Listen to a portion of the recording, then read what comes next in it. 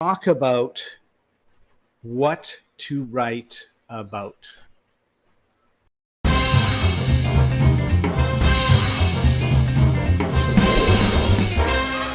So do you tend to, what comes to mind is the hero's journey, right? Yeah. I start off, something bad, and then I go through this change and this journey, and then I have something good, right? And I often say to people when I'm talking about this topic, you never go to a movie where, Joe was born, had a beautiful babyhood, and then grew up and had straight A's in school, no problems, just really good friends, and went to college, got a job, found the beautiful woman, had his own children, got old and died. Like, nobody watches that movie, right? Because there's no drama. There's no drama. There's nothing, going on. There's nothing to hook you. It's boring, right? And of course, it might be the ideal life, but we all know that's a fantasy, right? So you have your story, things that happen that are challenging. What are your challenges? How did you get over those challenges?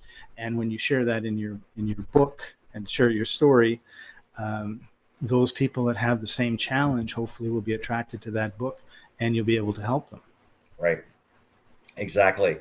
You definitely have to create a reason for people to want to read your book.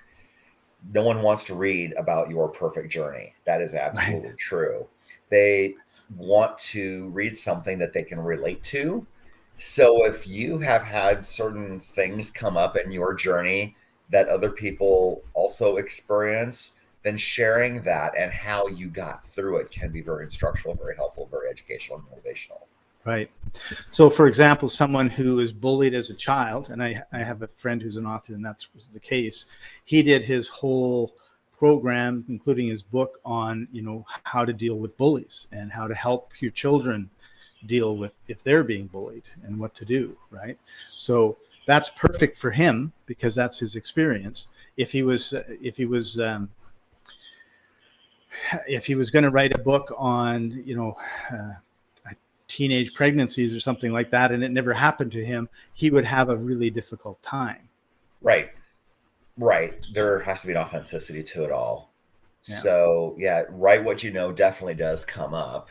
And sometimes it's helpful to have a co-author who's a little more experienced in some of the topics that you're not, if you're dealing with something like that.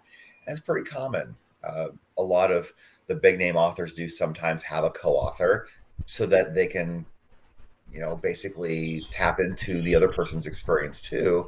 And sometimes there's a synergy in having a co-author. That's a really, really good point, Brian. I'm glad that you brought that up. I hadn't thought about that, but we co-authored books together. We're working on our third one, and and there are other co-authors, not just the two of us. Right. And it makes for, because really writing, is there anything that's lonelier than writing? Very few things are lonelier than that, because you're putting yourself out there. Yeah.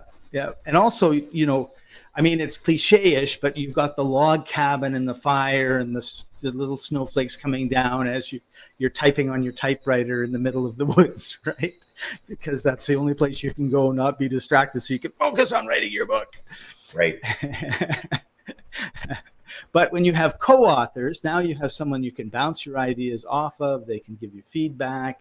You have that hopefully you have that synergy. The energy spirals up and things go. So all of a sudden, and we can't see ourselves, right? So as my co-author, I'll be writing something, and we'll have had talks about it, and you'll say, what's really interesting, you never said anything about this, which I think is really fascinating. And it's, my ego, subconscious or whatever, doesn't want to go there. Right. So it's a blind spot for me. And then all of a sudden, oh, well, yeah, you're right. Okay. And then you shine a light on it, and then you go deeper, right? Like one of my friends who's a therapist says, when you do self-therapy, it's very easy to, you shine the spotlight on something that's ugly. Oh, oops. And then immediately shine it somewhere else, right? Yeah. But when you're with an expert, whether it's a therapist, psychiatrist, or your best friend, they don't let you get away with that, right? And then you Yeah. actually have movement, you actually get deeper and heal Yeah. or learn, right? Right. Exactly. No, those are all good points.